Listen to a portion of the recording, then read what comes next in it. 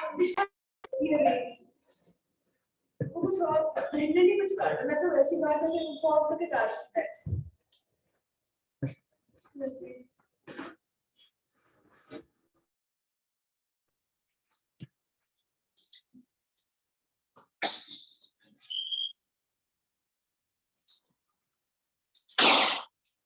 मतलब मैंने एक चीज तो देख ली, जितना मर्जी टाइम देते रहो हमारा स्टेटस तो वही रहता है।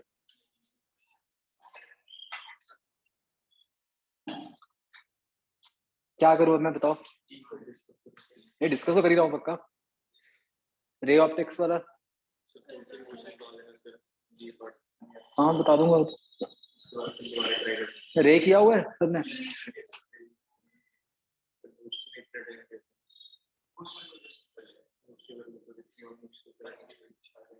इन दोनों ने बूस्टर नहीं किया हुआ वो तो हाँ वही मतलब जैसे भी।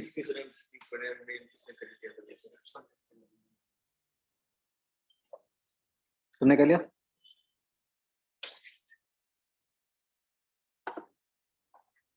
हाँ बच्चों ऑनलाइन आप लोगों ने कर लिया बूस्टर?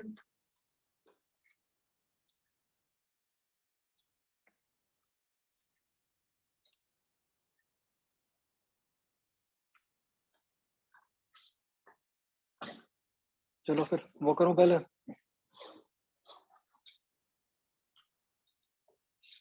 ऋषि आप कुछ और काम करो तब तक।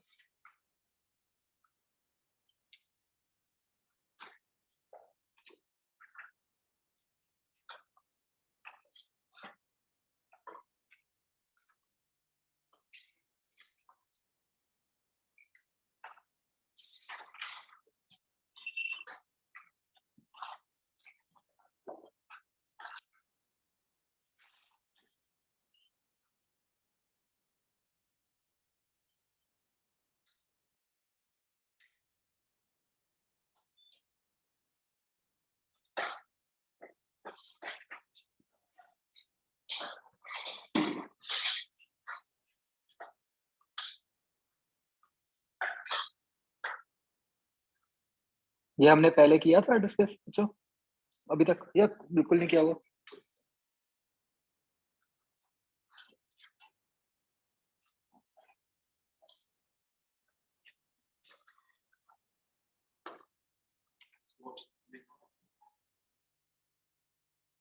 भेजो।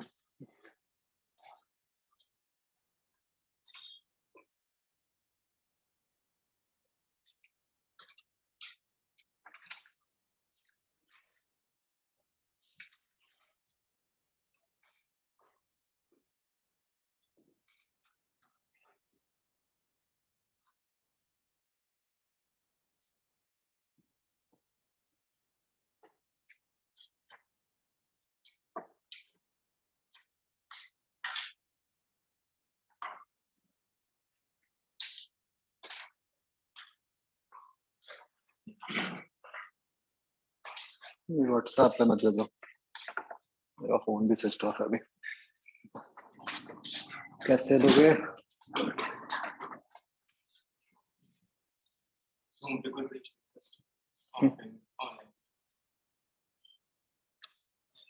बच्चों ऑनलाइन कोई जूम पे भेजना वो पोस्टर चैट में।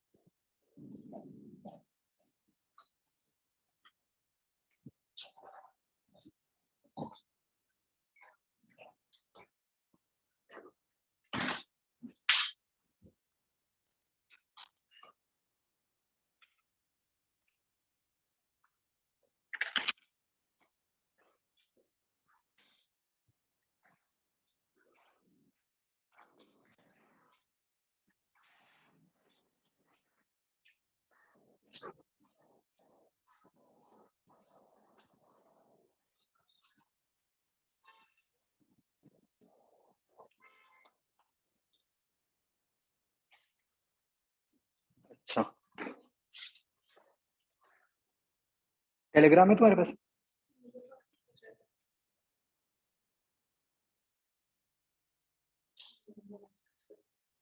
ऐसा करो ना, मेल करो।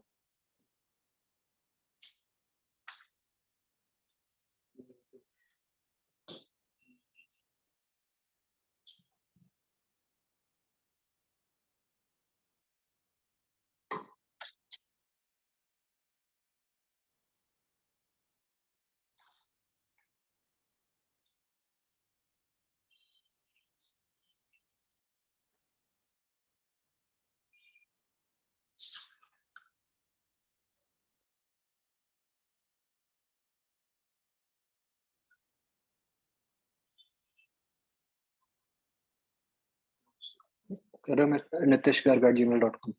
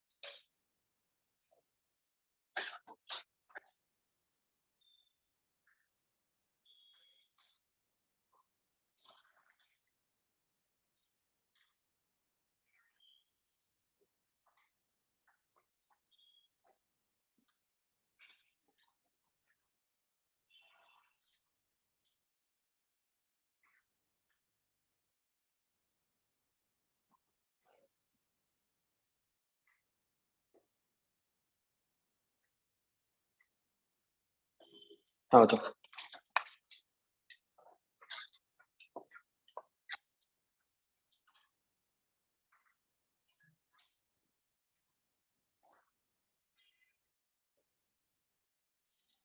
सब्जेक्ट है बच्चों।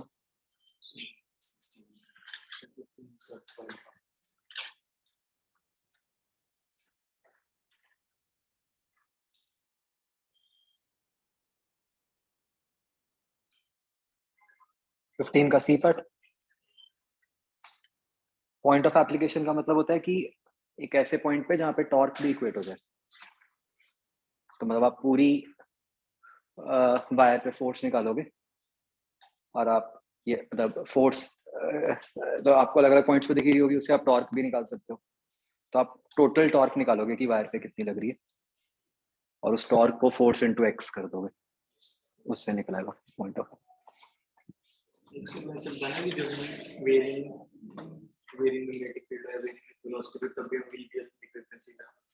तो कैसे लिखते हैं सर? सीधे ही लिख देते हैं ये बराबर वेरिंग वेलोसिटी भी करते हैं, सीधे सीधे लिख देते हैं। उस इंस्टेंट के लिए लिख रहे होंगे ना, वो तो हमको इक्वेशन लिख रहे हैं, मान लो सेकंड लॉ लगा रहे हैं या कुछ लगा रहे हैं, तो हम उस इंस्टेंट के लिए कह रहे हैं कि भाई हाँ जी अगर वेलोसिटी वी है तो मतलब हम वी को वेरिएबल लेके ही सॉल्व कर रहे हैं। किसी भी केस में लगा सकते हो मैग्नेटिक फील्ड चेंज करके या फिर नहीं एक मिनट, मैग्नेटिक फील्ड चेंज करी होगी फिर कैसे लगाओगे? जैसे अगर मान लो मैं या हाँ जैसे अब ये 16th है, जैसे वी बी है, वेलोसिटी भी है, और ये जो बी है ये कुछ दे दिया आपको कि टाइम के साथ चेंज कर रहा है, तो इसके अंदर अब आप कैसे निकालोगे current in the circuit as a function of time t? या तो बिल्कुल बेसिक मेथड पे आपको जाना पड़ेगा कि you will write flux at any time T. ठीक है, मतलब क्या है कि बेसिकली आपको ये दे दिया कि dx by dt कांस्टेंट है, तो आप कुछ भी x अज्यूम कर लोगे, तो जो फ्लक्स है वो आपकी b इंटू एल एक्स बन गई है ना। जैसे इस क्वेश्चन में phi is b into L X, अब D phi by D T करोगे तो यहाँ पे जो भी वेरिएबल्स हैं, जैसे ये b D x by D T plus x dv by dt, ये बन गया। तो ऑब्वियसली ये vbl नहीं है, vbl तो सिर्फ फर्स्ट टर्म है, तो साथ में एक और टर्म भी आ गई, ये वैल्यूज आप पुट कर दोगे। ठीक है, वो बात अलग है, यहाँ पे इजी था कि आप x को सीधा vt पुट कर दोगे, तो कोई चक्कर नहीं पड़ रहा। एक ना कोई क्वेश्चन भी था बाई चांस ऐसा, मैं भूल गया कहाँ, एक्सरसाइज 3 में था या क्या था, कि वहां पे अगर आप vbl लगा दो तो भी आंसर आ जाता है, पता नहीं वैल्यूज ऐसी थी या क्या था, but take care, this is the correct method, right.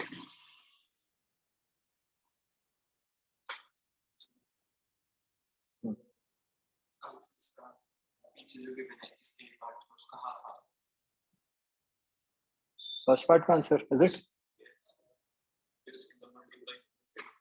अगर सीधे भी मतलब सीधे भी लिख दे बी डॉट डी ना करें बी डॉट डी जब से बी है तो मतलब चेंज का वो जैसे 5 इनटू बीटी आ जाएगा वो डिस्कस इनटू तो सीधे वो 5 टी स्क्वायर बन जाएगा, उसको कर दें तो आ जाता है।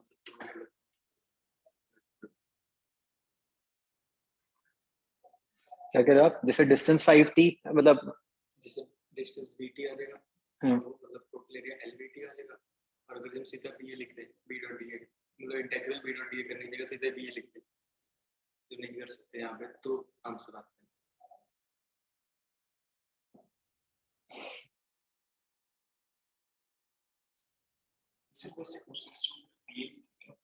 हाँ मैं वही क्या कह रहे हो आप, जैसे आप सी you can write x as vt, so you can write flux as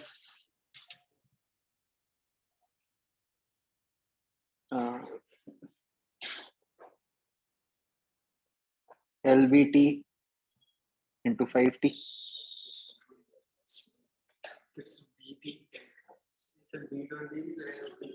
उस इंस्टेंट में तो हमें इंटीग्रल बी डॉट डी नहीं, उस इंस्टेंट में तो बी यही आ गया।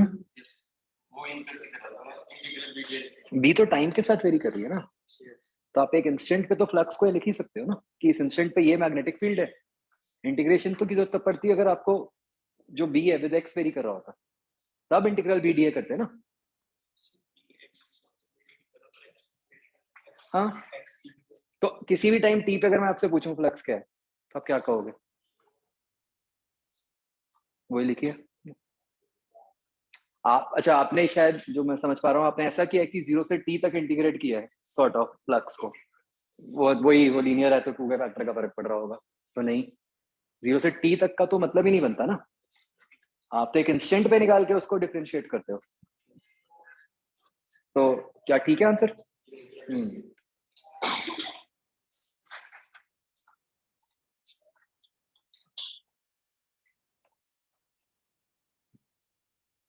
आगे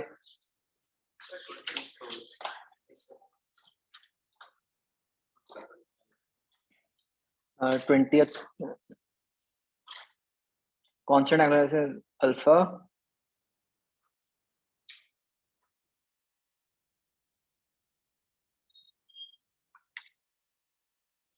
and the EMF induced as a function of time.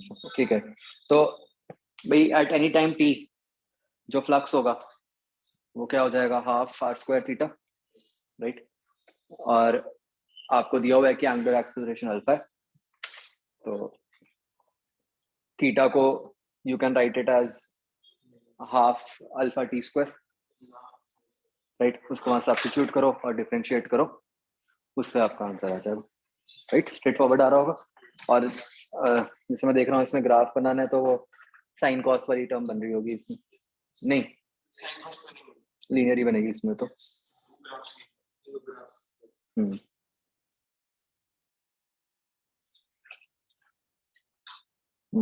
आगे 23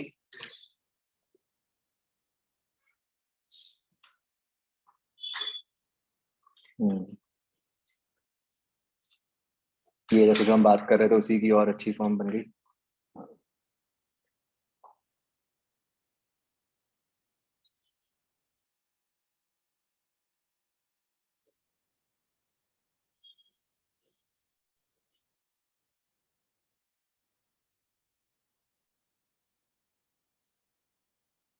The field is neither uniform in space nor constant in time. दोनों ग्रेडियंट हमें बता दिए।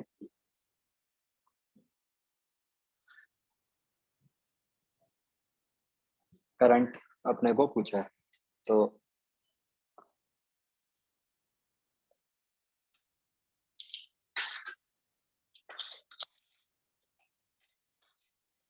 ये मैग्नेटिक फील्ड हो गई आउट ऑफ प्लेन। अब ये बहुत अच्छा बन जाता है क्वेश्चन बच्चों कि अब यहाँ पे आपको क्या करना पड़ेगा। रूल वही है, सबसे पहले आपको फ्लक्स निकालनी है eight any time T. How will you find that flux? Flux अब आपको फ्लक्स के लिए एक्स लेके इंटीग्रल बी डी ए निकालना है, ठीक है। प्लीज कीप इन माइंड आप कर क्या रहे हो, you are finding flux at any time t, right.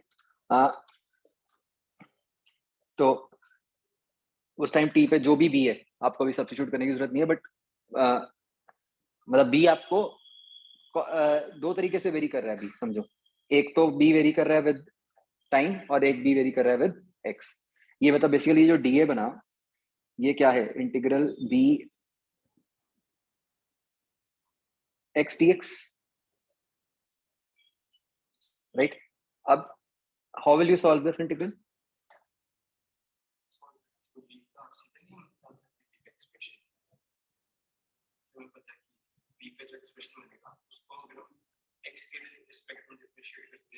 हाँ मतलब आपको वो, क्योंकि आपको यहाँ बी आपको पुट करना पड़ेगा वही क्या सॉल्व करने के लिए, बट कौन सी फॉर्म? सिर्फ उसकी एक्स वाली फॉर्म। आपको टी वाली फॉर्म का कोई यहाँ पे काम नहीं है, क्यों? हाँ यहाँ तो एक्स में लिमिट्स। हाँ मैं वही कहने लगा था कि कुछ कैलकुलस वाली कुछ है चीज जिससे इसको और इजी कर सकते हो, ठीक है। नहीं तो सिंपल मेथड तो क्या है कि बी को आप पुट करो इन टर्म्स ऑफ एक्स, वो क्या बन जाएगा एक तरह से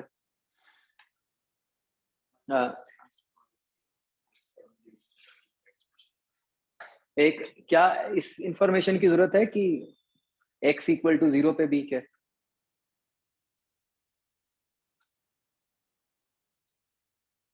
मतलब आपको ये del b by del x दिया हुआ है, तो डू यू मतलब ये तो उस टाइप की फॉर्म बनी ना, b is equal to b naught minus ये जो एक्सप्रेशन है इनटू x।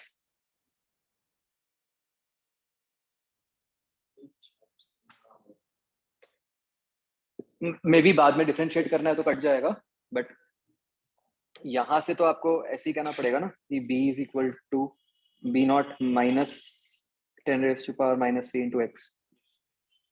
इसको यहाँ पे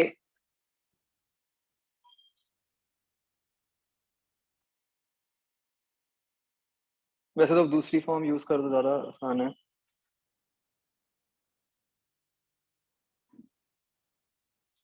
क्योंकि सीधा ये भी नहीं पुट कर सकते ना, आपका तो जो बी का एक्सप्रेशन है वो टी पे भी वेरी कर रहा है और एक्स पे भी वेरी कर रहा है, तो हम सीधा ये तो नहीं पुट कर सकते। तो कैसे, क्या करोगे?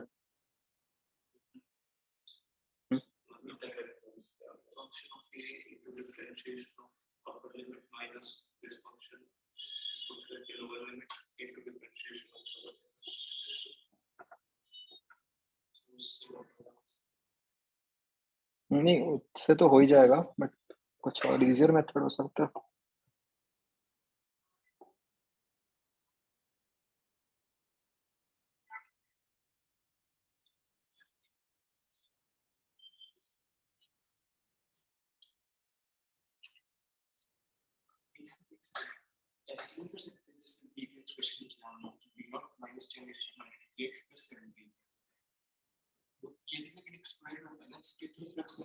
B naught minus 10⁻³ plus 70।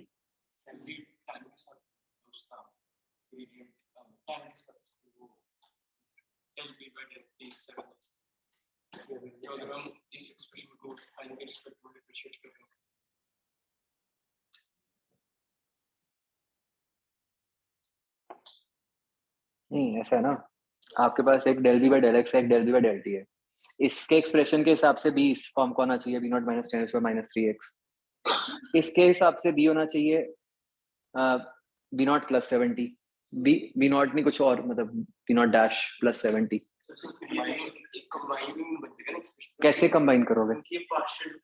हाँ यस बिल्कुल, dx by dt हाँ हाँ एब्सोल्युटली, वही तो कह रहा हूँ कि क्योंकि पार्शियल है तो आप इसको कंबाइन करके लिखोगे कैसे? x और t की टर्म दोनों इकट्ठे आएंगे, पार्शियल डिफरेंशियल करोगे तो उसमें t की टर्म भी लगा देंगे, फिर इसमें अलग ही आ रहा है कांस्टेंट कांस्टेंट, तो मतलब ये मान सकते हैं x और t डिफरेंट डिफरेंट है, ये x plus b by form का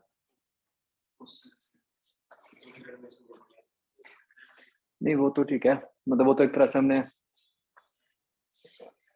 अगर जो x करते हो मैं ऐसे सोच रहा हूँ कि और प्रॉपर फॉर्म क्या हो सकती है, मान लो एक्सप्रेशन कुछ और होता फिर, या तो हम sort of hit and trial से निकाल लिया ना हमने कि हाँ चल यही मेथड होगा, कि मान लो कुछ और होता तो हम सॉल्व कर सकते थे कि नहीं, वो सोच रहा हूँ मैं।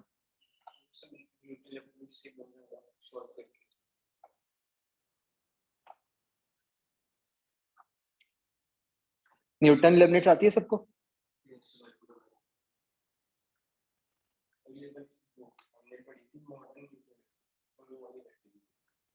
ठीक है, तो वही प्रॉपर बेस्ट फॉर्म तो वो बनती है क्योंकि उससे आपका हर केस में हो जाए। यहाँ पे क्या है ना, मतलब ये गलती हो सकती है, ये जो बी का एक्सप्रेशन निकालने वाले तरीके से हो सकता है एकदम हमारे माइंड में वो चीज ना आए तो कुछ गलत हो जाएगा। सबको मेथड समझ आ गया? तो ये क्वेश्चन बहुत अच्छा बन जाता है, क्यों? क्योंकि न्यूटन लिमिट्स जो आप कह रहे हो वो भी तो आपके सिलेबस में ही है, तो अच्छा क्वेश्चन बन सकता है ना इसमें। हो गया, सबको क्लियर है?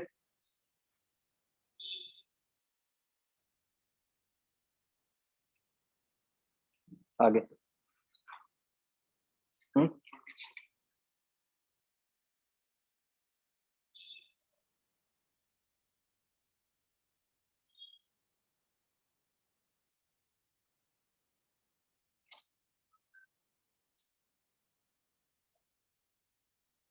ओके, फ्रेम को 180 डिग्री से हमने टर्न किया और चार्ज पूछा है, तो देखो क्या है, चार्ज होता है क्या, इसका रिलेशन क्या होगा? वही मतलब वो हमने लिखा हुआ है ना एक्सप्रेशन कि आपका आई जो है आपका that is 1/r d5/dt which is dq by dt, तो आपका जो डेल्टा क्यू है वो क्या है, डेल्टा 5/r। तो यहाँ पे 180 डिग्री रोटेशन का कोई सिग्निफिकेंस नहीं है, मतलब आपको रोटेशन से कोई फर्क नहीं पड़ रहा, आपको तो दो अलग अलग सिचुएशंस दी हुई हैं, वो आपने तो उसका डेल्टा फाई निकालना है बस।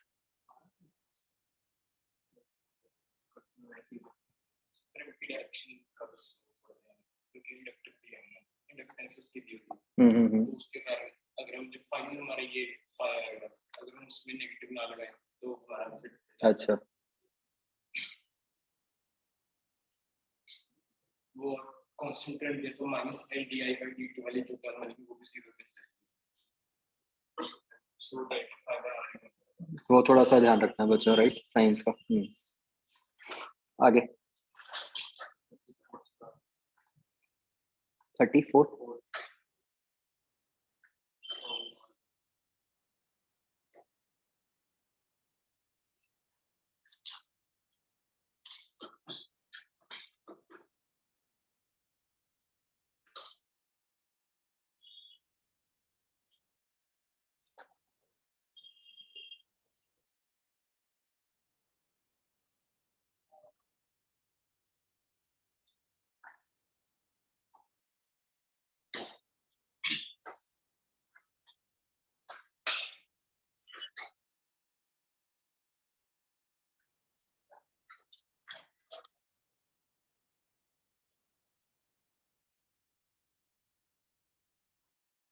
ओके, तो ये बैटरी बन गई VBL, है ना?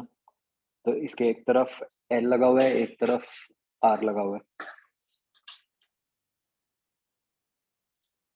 तो डबल डिफरेंशियल करने की जगह एक जगह आई वन मान लेते हैं, एक जगह आई वन, हाँ हाँ तो वो आई और आई वन एक दूसरे में आ जाते हैं सॉल्व करके, तो उससे सिंपली निकला तो सॉल्व करना इक्वेशन को लिखते हैं। जैसे इसको आपने VBL माना तो एक तरफ करंट गया आपका लेट से I1,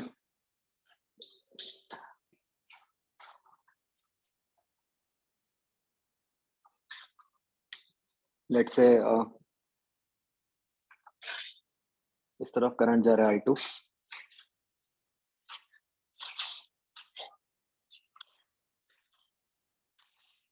I2 वाली इक्वेशन तो आई थिंक जब हाँ, अगर आप इस साइड वाली इक्वेशन लिखोगे तो आपकी ऐसे बनेगी ना, VBL minus L di2 by dt is equal to 0 और V है आपका dx by dt। ठीक है, तो आपका I2 जो है वो तो सीधा x की फॉर्म में आ गया। ठीक है, अब राइट हैंड साइड पे जो इक्वेशन बनेगी वो आपकी बन गई VBL is equal to IR I2R I1। तो I1 बन गया VBL बाय R। तो बस इसमें V को VF डालना है।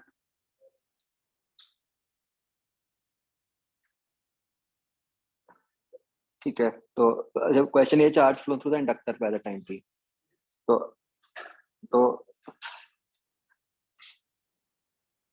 ये आपके पास I as a function of x बन रहा है, राइट? तो आपने उसको भी इंटीग्रल करना है, आपने इंटीग्रल x dt करना है, राइट?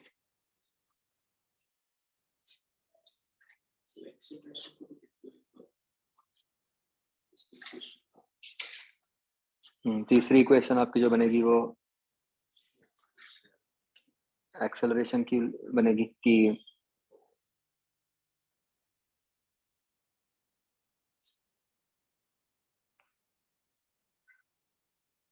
ये होती है फोर्स,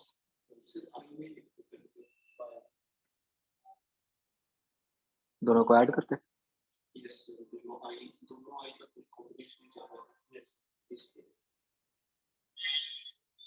दोनों आई क्या? हाँ, तो IBL is equal to t में लिखा है x में लिखा है?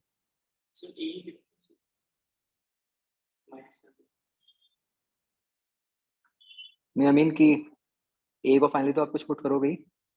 इसको अगर इंटीग्रेट करें तो a का इंटीग्रल हमें पता है क्योंकि वो सीधा सीधा q से निकल रहा है, दूसरा इंटीग्रल हमने निकालना है एक्सेलरेशन का। ठीक है, मतलब इस वाले एक्सप्रेशन को सीधा इंटीग्रेट कर दो t के रिस्पेक्ट में। हाँ, दूसरा तरीका की डबल बनेगी। ठीक है, समझ गए बच्चों? ये जो एक्सप्रेशन बना इसको इंटीग्रेट कर दो सीधा सीधा, वो सारी फॉर्म्स बन जाएंगी एज इट इज। वो तो I2 वाली इंटीग्रल तो सब्स्टिट्यूट ही हो गया सीधा हाँ पे।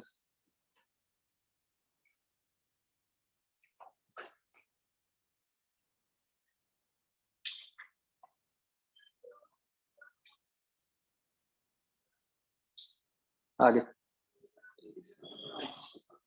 किसका 27 का बच्चों देखो आंसर आ रहा है कि नहीं आ रहा है? पीछे उसको ओमेगा में बदल दिया वो तो cos की जो टर्म होती है उससे निकल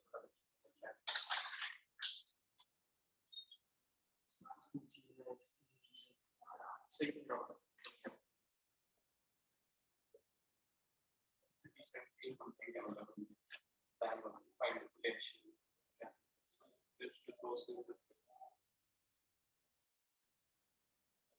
क्या है? क्रॉस इंडक्टर है।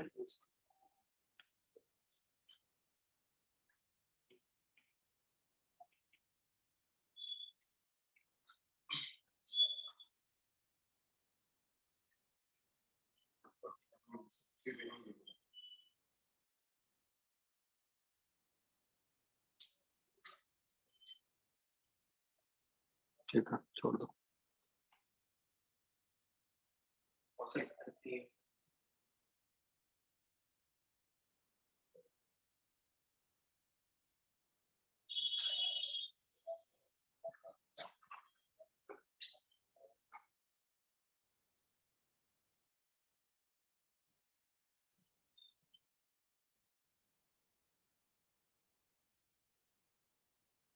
साइन का आपका तो काम ही नहीं है, उसको तो सीधा रिप्लेस कर सकते हो स्ट्रेट वायर से।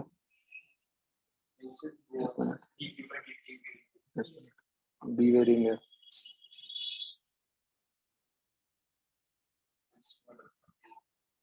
नहीं तो टी के रिस्पेक्ट में वेरी कर रही है ना।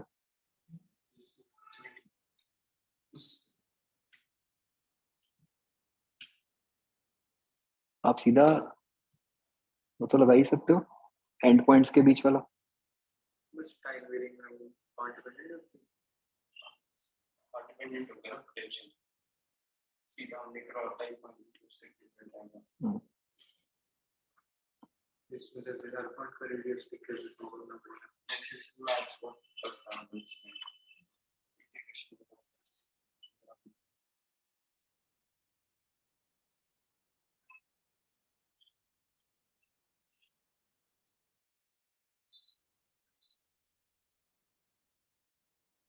उस वक्त पे e निकाल के r by 2 dv by dt होगा और उस वक्त के कोऑर्डिनेट कुछ x, sin x के वाले x, sin x होगा उस कोऑर्डिनेट तो पहले e की डायरेक्शन जो स्ट्रेट लाइन ड्रॉ करेंगे उसके परपेंडिकुलर होगी और हमें उस पॉइंट को पता है कि टेंजेंट की डायरेक्शन क्या होगी तो वही इतना कुछ करना पड़ेगा है ना।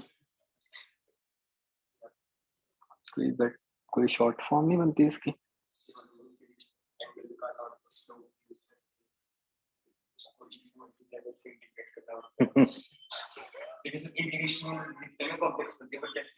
डेफिनेट से इजी हो जाती है।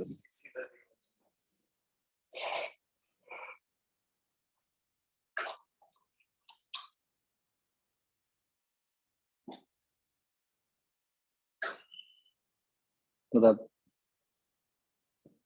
जो बेसिक मेथड है वो तो यही हुआ कि आप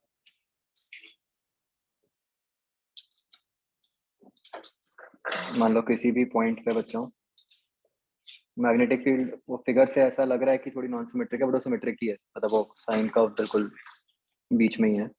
तो अगर हम माने कि बेसिकली आप अंदर वाले रीजन में ही हो गए तो ई पे आप r by 2 dv by dt वाला फॉर्मूला लगा सकते हो और उसकी डायरेक्शन क्या हुई, मतलब आप मैं थोड़ा एग्जैजरेटेड फिगर बनाता हूँ।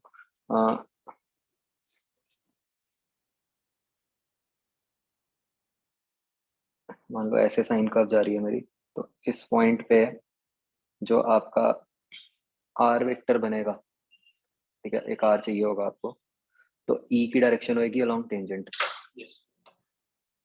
सही कर रहा हूँ मैं? अच्छा सेंटर्ड एट 0, -100 है, ठीक है ठीक है।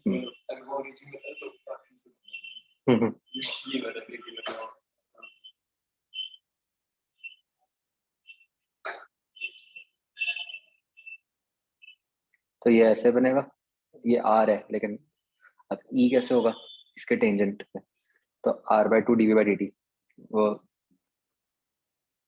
किधर को बनेगा, टुवर्ड्स राइट या मतलब नीचे की तरफ या ऊपर की तरफ, ये constant varying at constant rate. जैसे कर उन्होंने दिया नहीं हुआ कि तो कोई भी एक तरफ मान लेते हैं, तो let's say it is increasing for a minute, तो उसके हिसाब से ये जो आपका ई आएगा वो ऐसे आएगा, ठीक है। अब जो टेंजेंट, ये प्लीज टेक केयर, मतलब ये जो है हमने इस आर वेक्टर के परपेंडिकुलर बनाया और एक ये वाली डायरेक्शन है जो कर्व की है, तो अब ये हो गया ई आपका। अब आपको करना है E dot D S.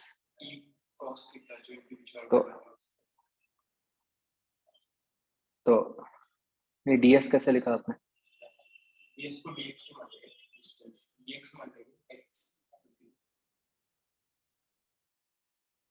X कैसे मान सकते हो?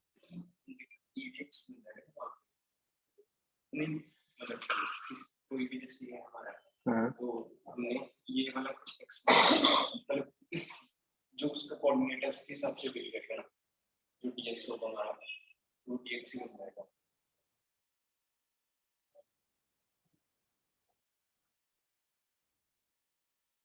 नहीं मतलब जो dx है वो तो स्मॉल पोर्शन ऑफ कर्व है ना। नहीं वो dx थोड़ी, तो आपको तो उसको ऐसे लिखना पड़ेगा, कोई दिक्कत नहीं है। मतलब जो आपका डीएस है वो तो जो हम पहले वर्क एनर्जी में लिखते थे, वो डी एक्स आई कैप प्लस डी वाई जे कैप बन जाएगा।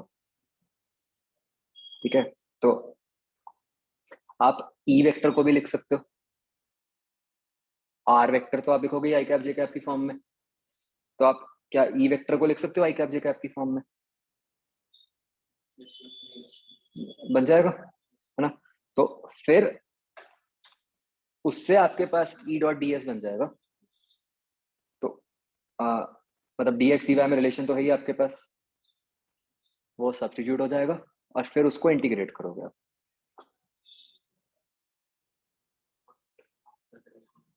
मैं वही सोच रहा हूँ कि आज तक मेरे से किसी ने डाउट नहीं पूछा, ये कैसे हो सकता है?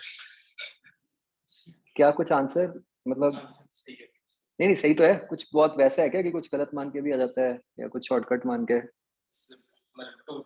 एक मिनट मुझे बताना, जैसे तो जो मैंने एकदम बोल दिया साइन का आपको स्ट्रेट लाइन मान के उससे आ रहा है।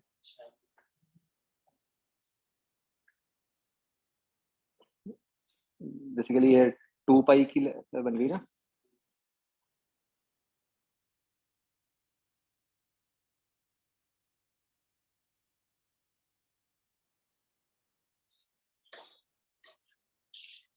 क्या है इसका आंसर? 38th question.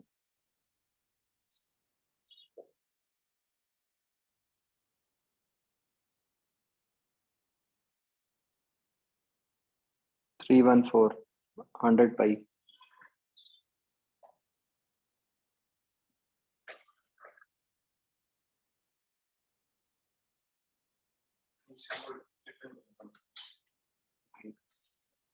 ये वाला क्वेश्चन है, इसमें ये तो इसका अगर रिजल्ट होना चाहिए से कुछ assumption है कि स्क्वायर पाई है इस perpendicular to the main result to B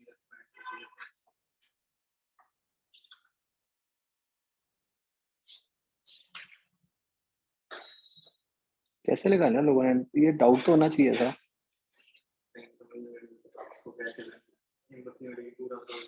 नहीं तो फिर डाउट पूछते यार, गलती से कैसे, अगर मान लो कुछ और किसी तरीके से आ सकता है क्या 100 पाई धक्के से?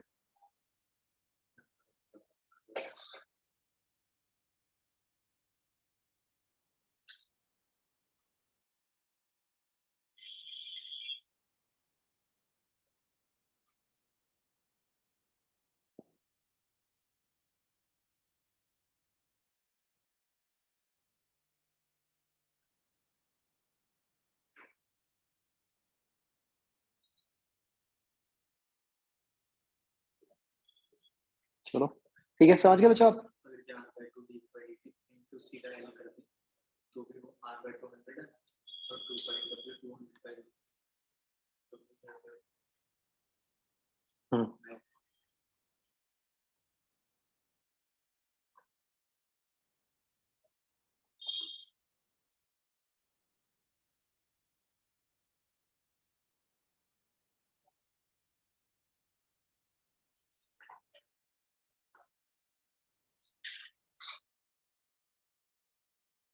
चलिए बोलिए बात नहीं dx ये dx आई का कुछ dy j का इसको डीएस जो है, आप ई डॉट डीएस कर रहे हो।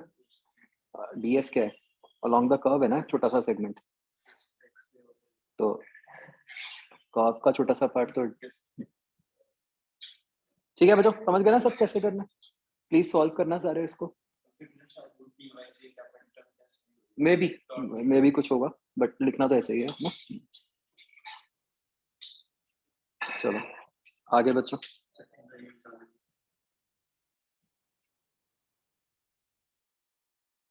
मतलब स्ट्रेट वायर तो ऑब्वियसली आप इसको ले ही नहीं सकते यहाँ पे।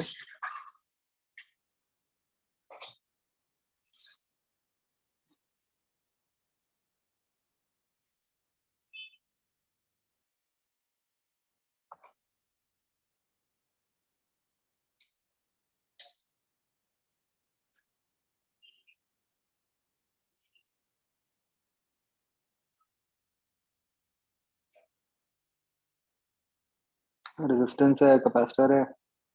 इसमें प्रॉब्लम होती है कि अगर पहले तो कैपेसिटर मतलब क्लॉकवाइज करंट करेगा तो उसके बाद वेलोसिटी आएगी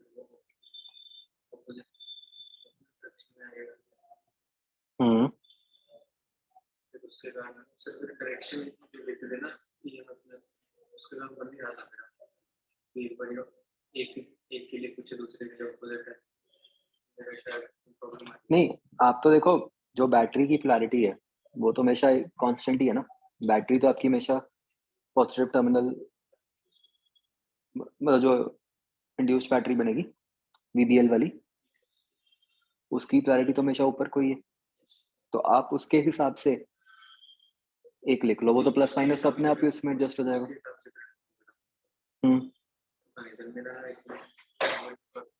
मतलब वो अपने आप टर्म माइनस बन जाएगी कुछ। हाँ, कुछ चक्कर नहीं था। हाँ, आगे 41 तो छोड़ दो। 42 के पीछे आंसर सेकंड पार्ट को गिवन है फर्स्ट का उन्होंने नॉर्मल पेंडुलम मान के दिया बट रॉड है इस कारण इसका आंसर मतलब पीछे अच्छा, वो मतलब फिजिकल पेंडुलम। यस उन्होंने नॉर्मल पेंडुलम मान लिया रॉड मतलब पूछा कि फ्रीक्वेंसी कुछ टाइम पीरियड का पहले पार्ट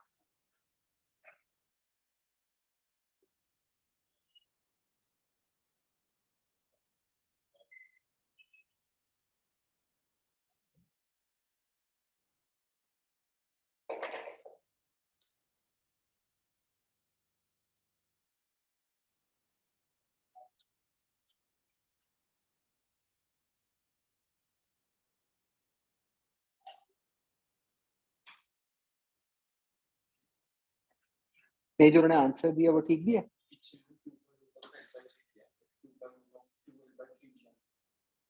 अच्छा, ठीक है।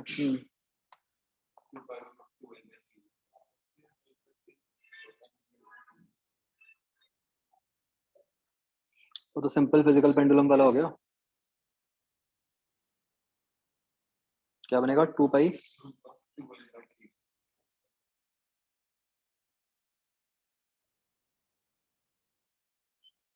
सेकंड पार्ट पे नहीं दिया निकाल दिया सेकंड पार्ट से नहीं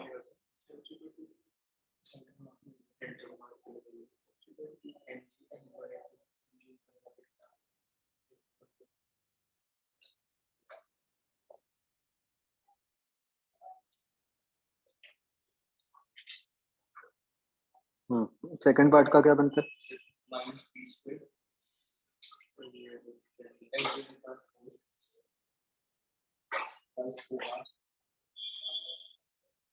into theta मतलब उन्होंने तीनों दिया और सब टेंशन एंटी थीटा में transfer into root 3g by 12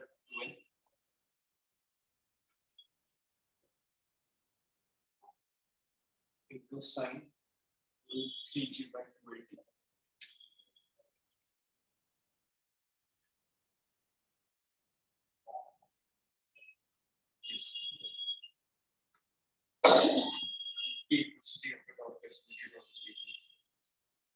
basically तो वो देखने में अजीब लग रहा है, वो है कुछ भी नहीं है। मतलब इसमें आपने क्या करना है, एक तो स्मॉल ऑसिलेशन ही माना हुआ है। टॉर्क किसकी लग रही है? एमजी की। तो और आईबीएल की एक जो एक्सटर्नल लग गई, तो आपने तीनों की टॉर्क मिला के 0 करनी है। आईबीएल और जो फोर्स रहती है उसकी टॉर्क मिला के 0 करनी चाहिए क्योंकि उन्होंने कहा ना कि मतलब तीन ऑसिलेशन एज हाँ, मतलब हाँ, एमजी की तो जो है वो रहे एज इट इज। जो आईबीएल की टॉर्क आ रही है बेसिकली तो वो निकालनी है आपको, आईबीएल की टॉर्क निकालनी है आपको।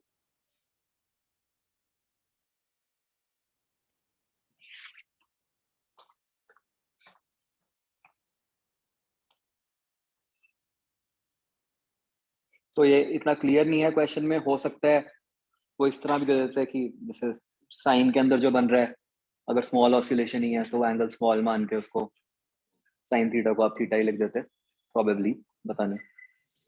बट ठीक है, ऑनलाइन बच्चों आपका आ रहा है ये सेकंड वाला आंसर?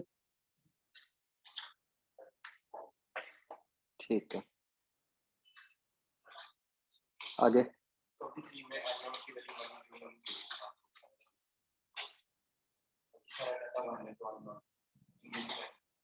जब आई नॉट आप कह रहे हो मिसिंग है,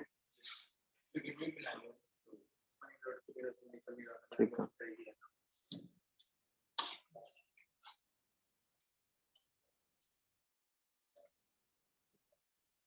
चलो आगे।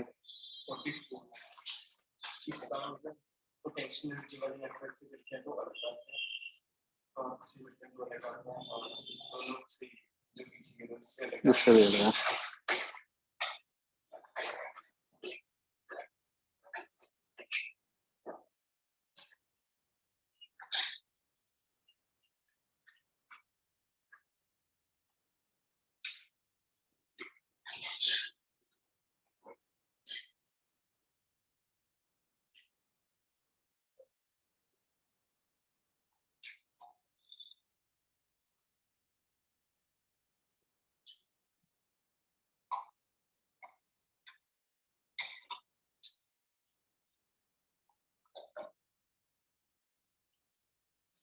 टेस्ट वगैरह सही है जैसे टेस्ट में भी बताना तो उसमें वायर्स के कारण इलेक्ट्रिक फील्ड की डायपोल पे इधर मैग्नेटिक डायपोल मुझे मैं कुछ और चीज भी सोच रहा हूँ एक मिनट मेरे को ऐसी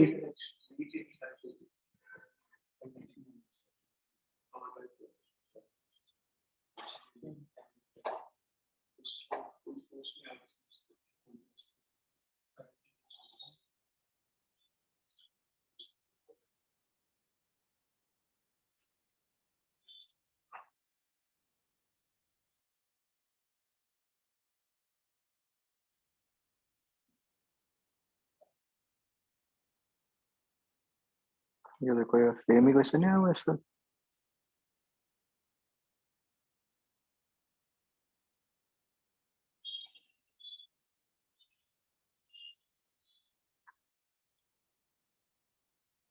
ऐसा ही कुछ है ना ये भी डायपोल के अंदर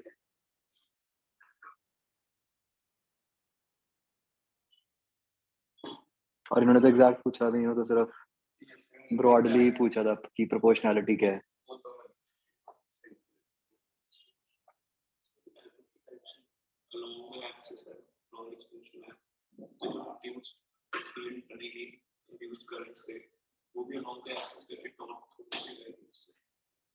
देखो देखो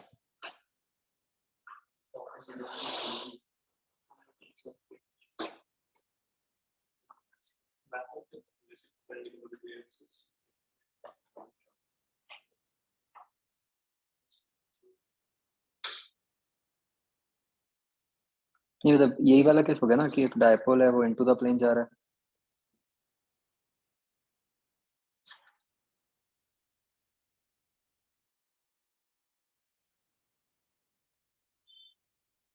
और ये एक डायपोल है एम का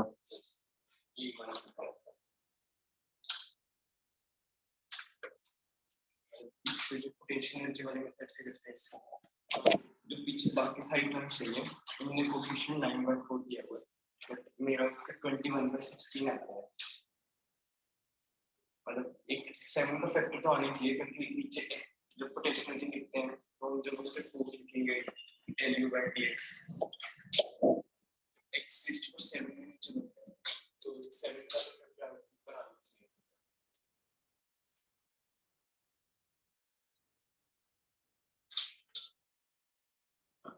नहीं अगर इसको आप उस मेथड से करते हो जो मैंने आपको पहले सिखाया था एक पहले भी हमने एक ऐसा क्वेश्चन किया था ना कि वेरिंग इलेक्ट्रिक फील्ड में एक डायपोल पे फोर्स वो पोटेंशियल एनर्जी से किया था हाँ वो तो मतलब अगर आप वो उसका वो एक्सप्रेशन बन जाता है ना m into dB by dx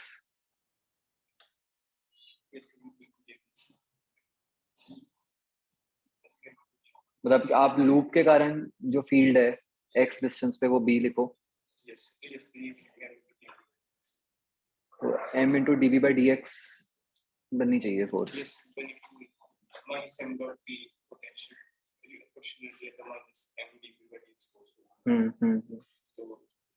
निकाल सकते हैं कि हमें पता है कि वो तो लूप है करंट कितने इंड्यूस होगा और उस करंट के कारण हम स्पीड भी बदल के डिस्टेंस पे कितनी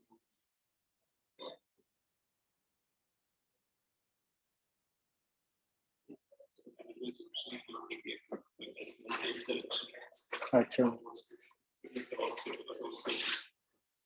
वो तो सेम ही मानेंगे, मतलब हम कंसाइड करें।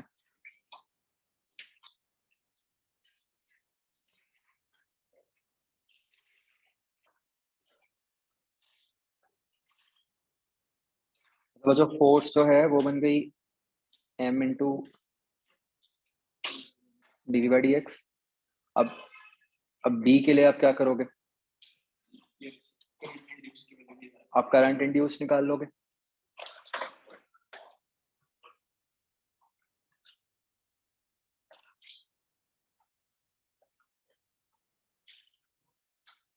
जो कि करंट इंड्यूस इंटीग्रेट करके ये तो मतलब मानने पड़ेगा कि जो m का फील्ड है वो सारी उसके थ्रू पास हो रही हैं। सारे उसके पास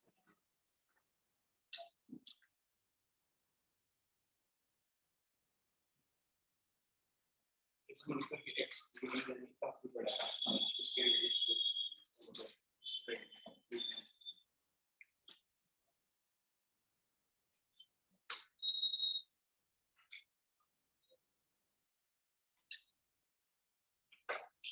तो आपने मतलब फिर आपने वो लिख लिया करंट इंड्यूस कि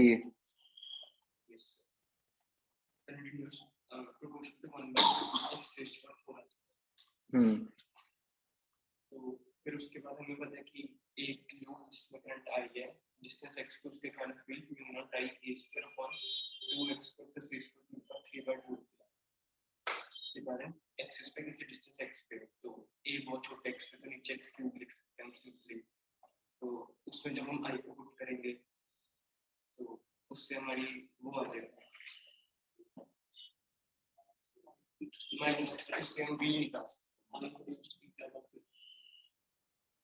आई इंड्यूस मतलब कि अगर जो बी है, जो सर्कुलर लूप के कारण बी है, वो तभी आएगा ना अगर उसके अंदर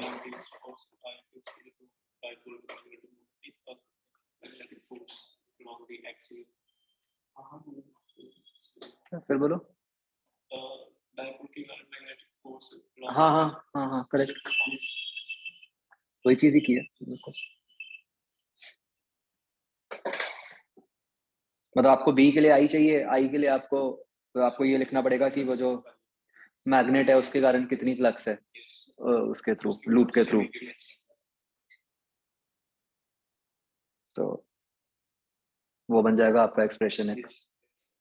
तो आप कह रहे हो कि वो मैच नहीं करा? जो हमारे बी आता है वो एक्सिस्ट पर 7 के साथ नहीं, जो आप कह रहे हो फोर्स और एनर्जी के एक्सप्रेशन अलग अलग हैं, वो कैसे? मतलब वो तो आपने कहा था ना कि डीवी मतलब कि पोटेंशियल एनर्जी डिफरेंशिएट करके निकालो वो अलग आ रहा है और फोर्स से निकालो वो अलग आ रहा है। इससे परपेंडिकुलर लिया था वो तो चलो अलग ही केस हो गया। हाँ लेकिन इसमें अगर शायद वही मानेंगे तो उससे भी शायद सही जो पीछे दिए, जो पीछे दिए टॉर्क का तो चक्कर ही नहीं है ना यहाँ पे, वो तो पैरेलल ही हो गया। तो मतलब ये चेक कर लिया आप कह रहे हो कि पीछे से अलग है। पीछे से बच्चों और किसी का?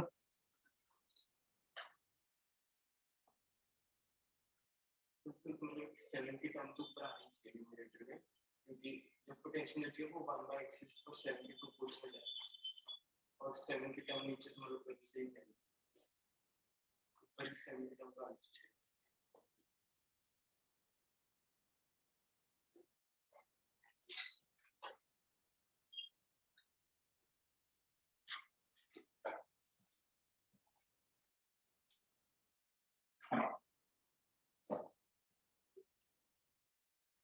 निकाला है बच्चों और किसी ने? नहीं तो फिर मैं चेक करके बता दूंगा आपको, सॉल्व करके। आप भी कर लेना, मैं भी कर दूंगा।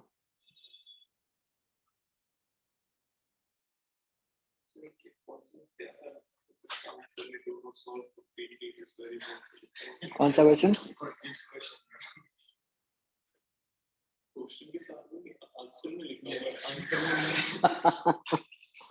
मतलब मजाक किया है फिर है।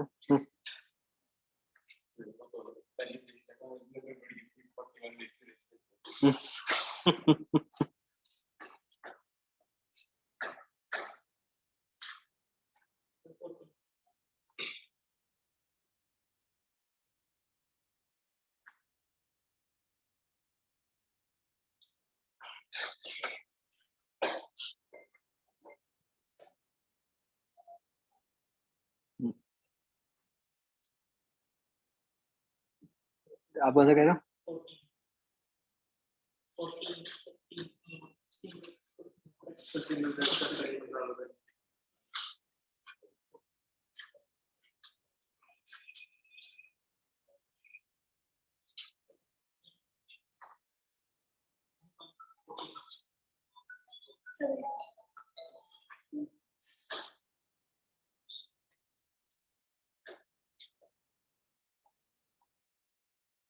14 करो जो। हाँ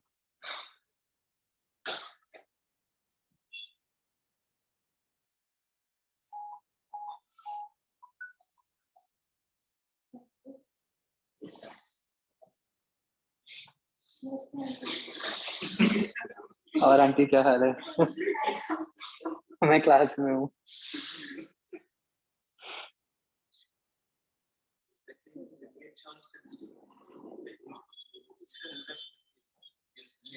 लीनियर चेंज डेंसिटी मतलब सिलेंडर के ऊपर वही चार्ज पर लेंथ दिया हुआ है।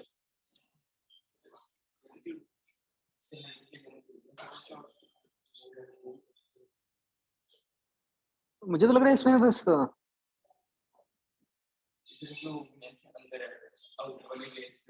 हाँ ये ऐसे बस घूम रहा है। Find the magnetic field energy per unit length of cylinder.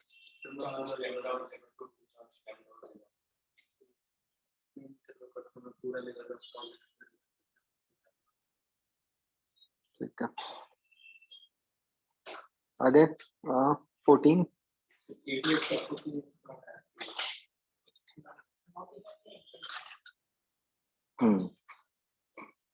14th बच्चों मतलब नॉट डिफाइंड है स्ट्रिक्टली स्पीकिंग है ना। हाँ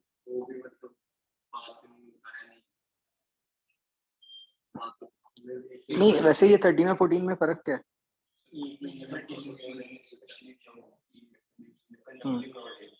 अच्छा 14th का क्या इन्होंने आंसर क्या दिया? 0 दिया? आंसर सेम ही दिया। अच्छा बट वो गलती हो गया ऑब्वियसली। क्यों? पोटेंशियल तो डिफाइंड ही नहीं है ना यहाँ पे।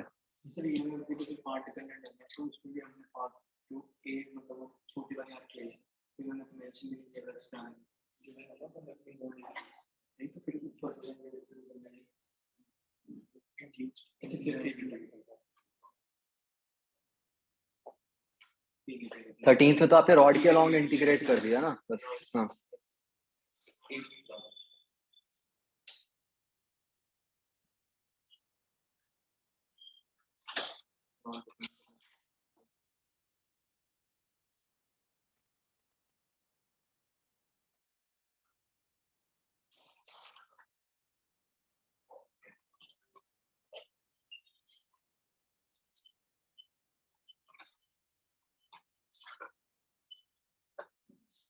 कौन सा?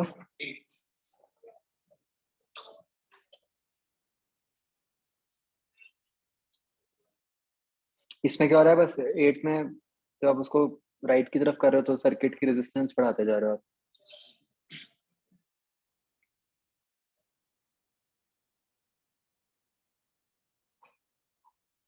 और इंडक्टर लगा हुआ है। तो ऐसे ही होके चेंज करना चाहूँ तो टाइप ऑफ एक नया circuit is pulled towards right so that resistance of the circuit is increasing at its value at some instant is R, current in the circuit at this instant will be। तो जिस अगर किसी भी instant पे हमने किया है तो अभी मतलब अभी वो रेजिस्टेंस इंडक्टर के कारण उतनी बड़ी नहीं है, मतलब अभी भी कम वाली रेजिस्टेंस है तो मतलब करंट ज्यादा है E/R से। आप सर्किट की रेजिस्टेंस बढ़ाते जा रहे हो मतलब करंट कम होता जाएगा। इंडक्टर के कारण वो जो करंट कम होने वाला प्रोसेस है वो स्लो हो गया। तो जिस इंस्टेंट पे आपने रेजिस्टेंस बढ़ा भी दी करंट एकदम से कम नहीं हुआ, करंट अभी ज्यादा ही है बस वो। कैसे कैसे कि हम इसमें ये तो कह सकते हैं कि इंडक्टर की थ्रू से फ्लक्स से भी चाहिए उसके थ्रू से तो जितने टाइम पीरियड में हम ज्योति को मूव कर रहे हैं जितने टाइम पीरियड में करंट चेंज हो जाएगा या फिर उसमें भी वही रहेगा। नहीं वो तो आइडियली तो एक्सप्रेशन चाहिए आपको कि किस रेट पे चेंज कर रहे हैं हम।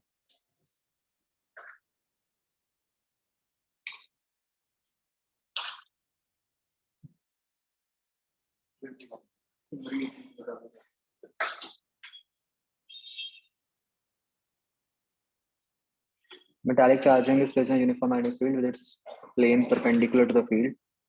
Its magnitude of field starts increasing with time. Then metallic charging है इस BOD दोनों होना चाहिए इसका मतलब BD अच्छा ठीक है बेसिकली ये वाला केस हो गया ना ऐसे रहेंगे वही टाइम वेरिंग मैग्नेटिक फील्ड है तो टेंजेंशियल इलेक्ट्रिक फील्ड है अभी तो अगर टेंजेंशियल बी थोड़ी आएगा इसमें मुझे लगा उन्होंने उल्टा लिख दिया मेटालिक लिखा है तो फ्री चार्जेस हैं तो फिर तो चार्जेस मूव कर लेंगे फिर रिंग को थोड़ी रोटेट करने की जरूरत है वो तो आइडियली उल्टा लिखना चाहिए था कि नॉन कंडक्टिंग अगर रिंग होती उस पर चार्जेस फिक्स्ड होते तो चार्जेस की फोर्स के कारण रिंग मूव करती समझ रहे हो क्वेश्चन वो बनाना चाह रहे थे वर्ड गलत लिखा गया मेटालिक मेटालिक में तो क्या होगा करंट इंड्यूस हो जाएगा बस और कुछ होगा ही नहीं तो जिसको मेटालिक की जगह नॉन मेटालिक कर लो फिर सीधा हो गया फर्स्ट टेंजेंशियल इलेक्ट्रिक फील्ड वो चार्जेस को मूव कराएगी उस कारण से रिंग मूव करेगी और अगर रिंग मूव करेगी तो वो एक्सपैंड भी करेगी तो बी और डी बन जाएगा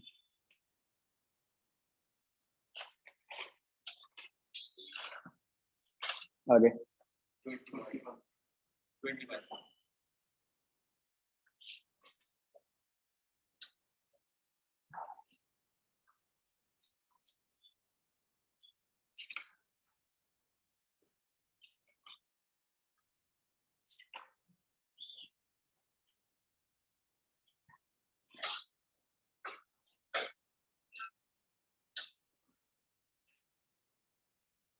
आपको कह दिया कि ड्रिफ्ट वेलोसिटी v मान लो so you can relate v with I first of all I equal to ne vd करके आप एक तो v निकाल सकते हो अब फर्दर अब आप सोचो कि जो मैग्नेटिक फील्ड है वो आउट ऑफ प्लेन है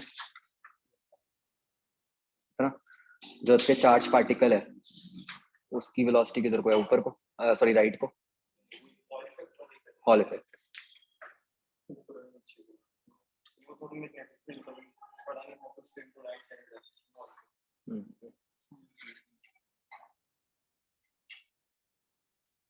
आपको जो मैंने बताया था नीट का रिजल्ट अटका हुआ है इस बार क्या हुआ नीट के साथ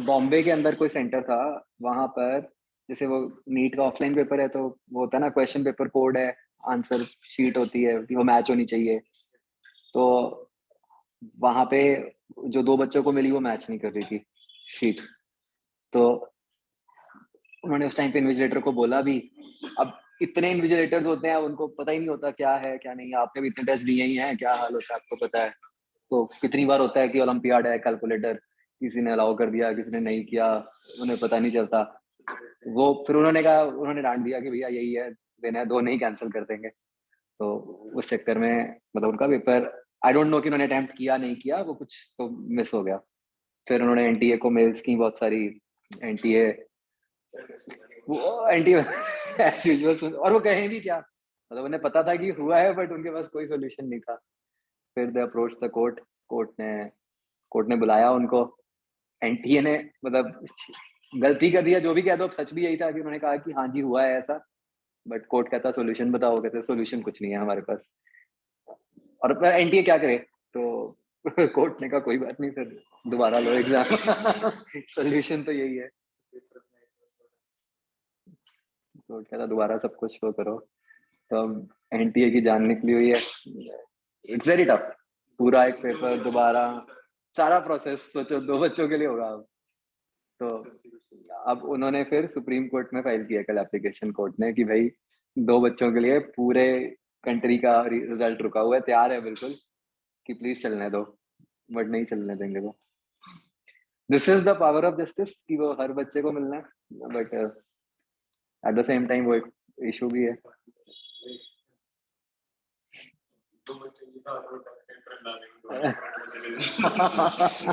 हाँ मतलब बड़ी प्रॉब्लम है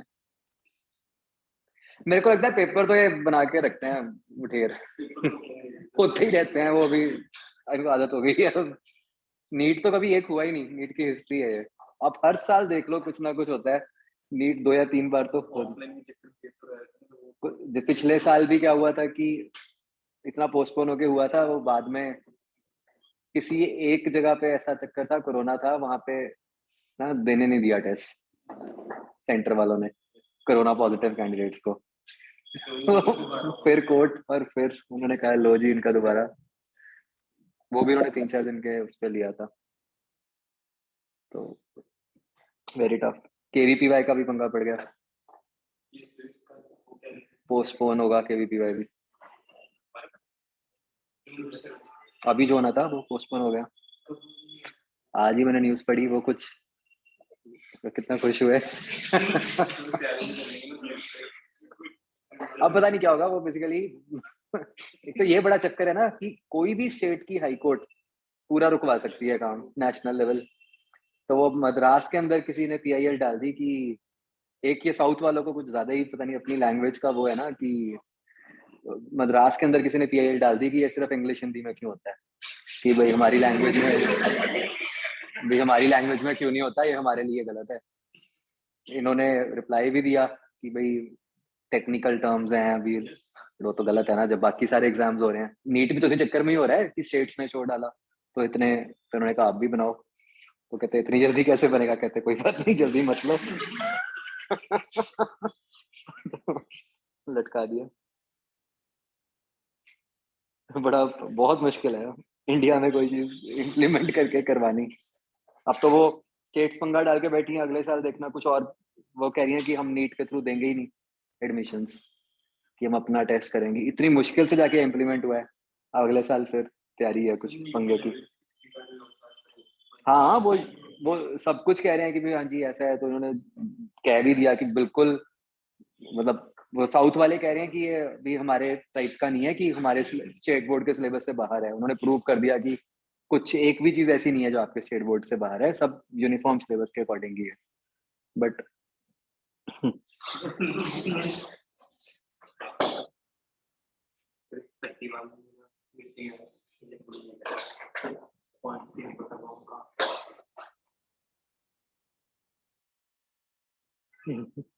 क्यू हाईएस्ट ही होगा आई बिलीव, कि नहीं?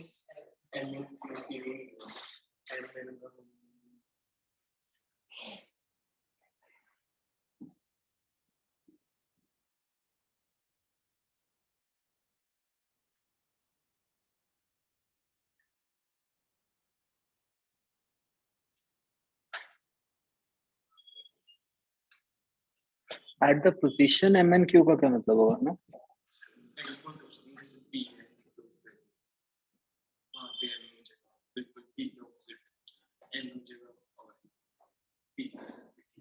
चलो खैर नहीं, बस छोड़ो, मतलब पता था ही आपको इसमें क्या करना है हमें।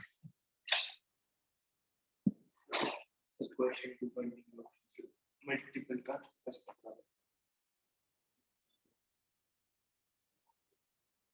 इसमें अगर हम मतलब जैसे एक तो रॉड मान के कर सकते हैं, तो रॉड मान के कर सकते हैं, बट अगर हम नॉर्मल एरिया मान के करें कि डिस्टेंस x पे है और एरिया इससे नहीं आ सकते a पॉइंट और c पॉइंट इन दोनों के आंसर मैच करें।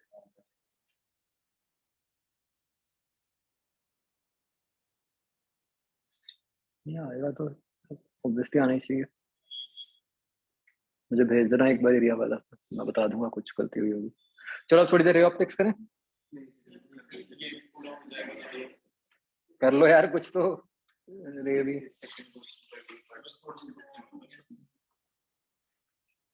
उसका भी शुरुआत तो हो जाए।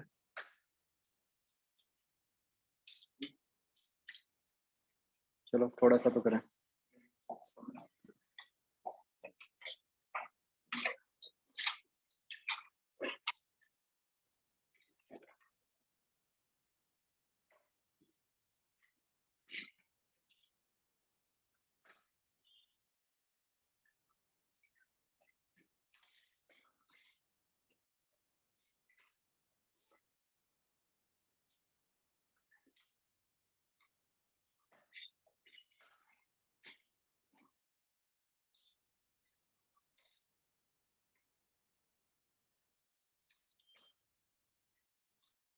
हाँ जी,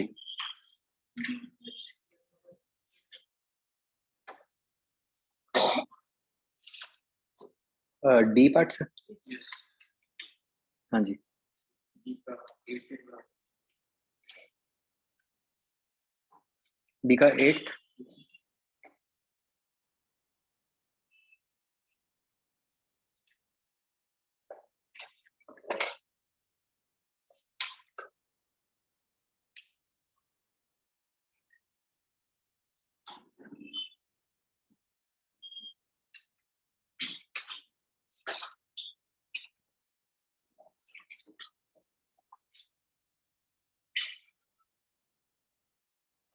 of the line of site of ship.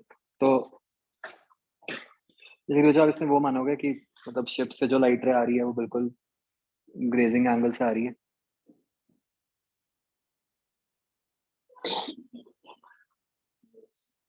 मतलब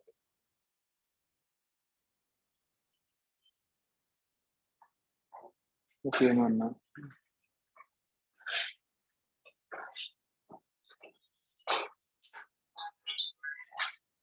ई पार्ट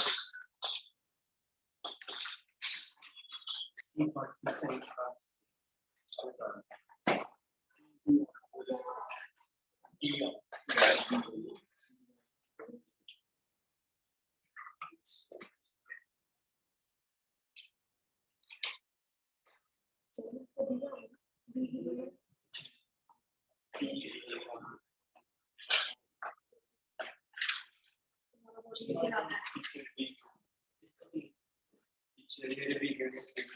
सही क्या आंसर?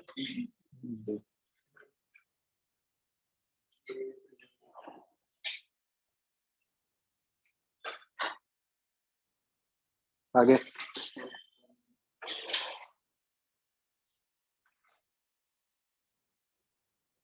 एंड 50 पे है, एंगल ऑफ इमर्जेंस 40 है, angle of minimum deviation is.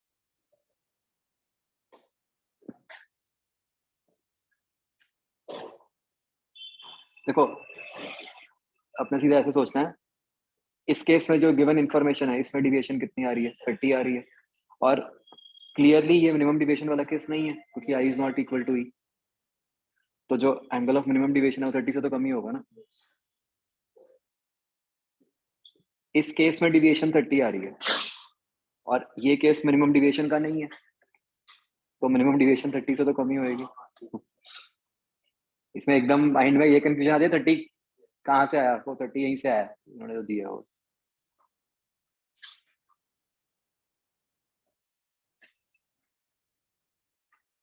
F4 does not exhibit dispersion, तो वो सी में हो जाएगा। ठीक है, मतलब उसमें क्या होगा, बिल्कुल सिमिलर ही है वो दोनों रेडियस।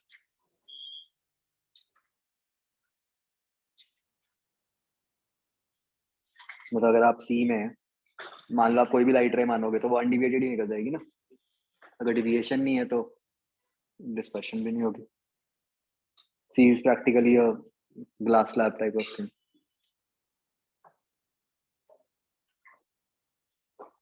जी पार्ट फर्स्ट हो गया बच्चा जी का।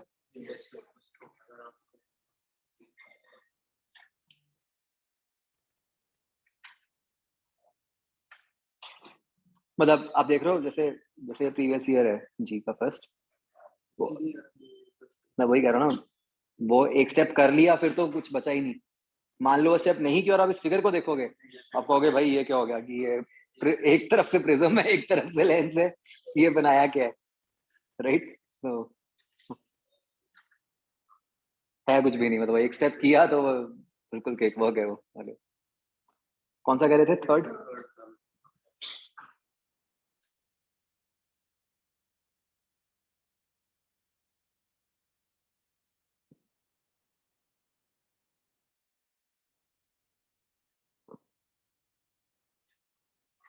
बोले दैट ओ ठीक है। अपर एंड डेप्थ ऑफ बबल, ठीक है, तो उसकी इमेज निकालनी है। तो सबसे पहले आपकी रिफ्रैक्शन हो रही है फ्रॉम ग्लास टू वाटर, मतलब जो टॉप वाला पॉइंट है ये वाला, इस पे रिफ्रैक्शन करवाओ, यहाँ पे इमेज निकालो कहाँ बन रही है, फिर चाहे अपरेंट वाला लगा दो चाहे फिर से रिफ्रैक्शन लगा दो इस पॉइंट पे, 2 बार लगेगा बस, उससे निकल आएगी जो भी पोजीशन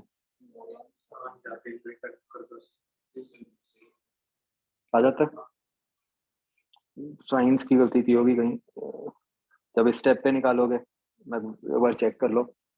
N1 क्या लिया, ग्लास वाला लोगे, N2 वाटर वाला लेना है, U क्या लिया,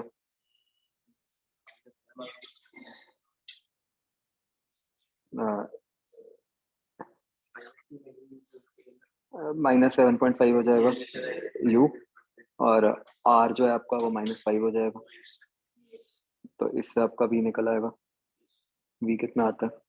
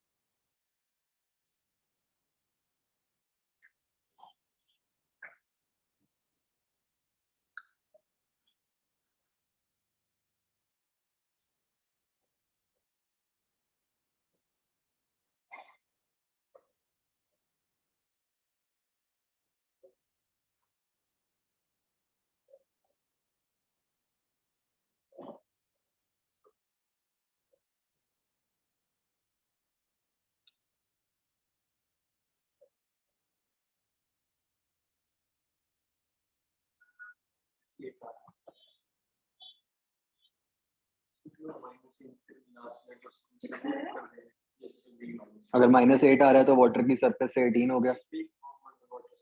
हाँ,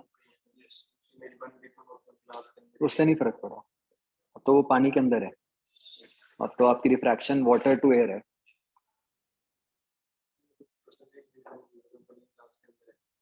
हाँ, उससे तो फर्क ही नहीं पड़ रहा ना, फर्क तो इस पॉइंट से पड़ रहा है कि जो रे,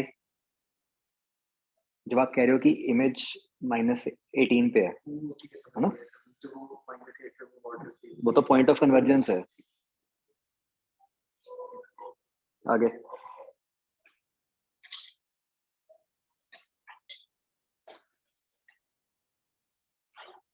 टेंथ हो गया था बच्चों,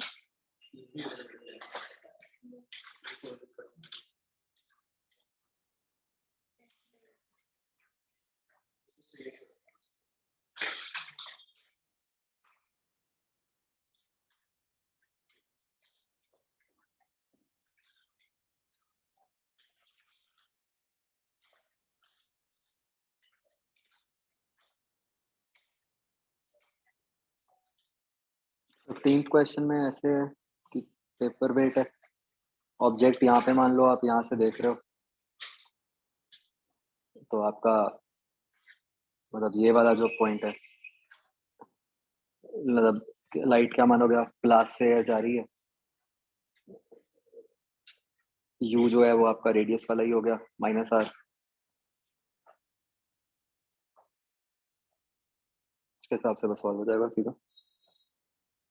2 minute.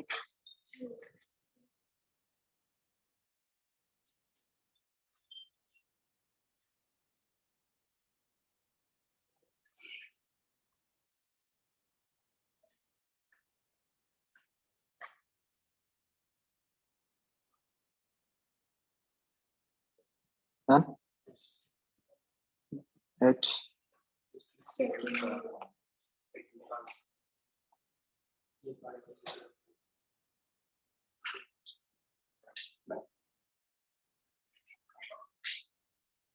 what is the value of D so that image is formed on the object itself?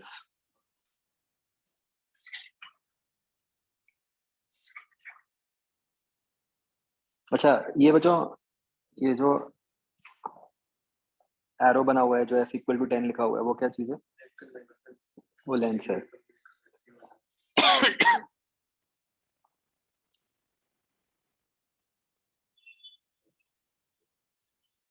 वो कॉन्वेक्स लेंस हो गया।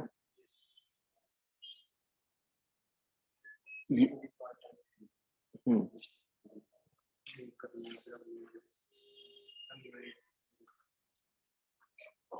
चलो कर, टाइम भी हो ही गया, तो वाला करो। अच्छा, वो 3B के 50 नहीं गए थे?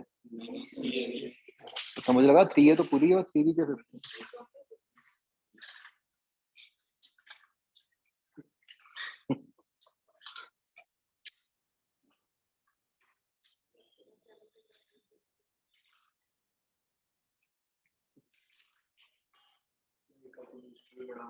हम्म, रे का AC का तो है नहीं।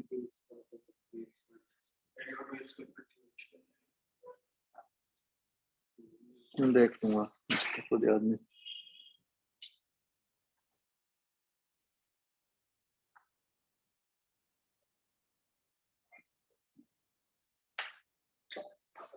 चलो ठीक है फिर, अब फ्राइडे अपनी क्लास क्या करोगे फ्राइडे को? यही कंप्लीट करोगे? Olympiad booster plus 3A। एक मिनट क्लियरली बोल दूं मैं तुम्हें। EMI का ओलंपियाड बूस्टर जो बचा हुआ है वो डिस्कस करेंगे, ठीक है। रे ऑप्टिक्स का जो 3A पूरी वो डिस्कस करेंगे हम, ठीक है। और भी कुछ करोगे? नहीं, चलो ठीक।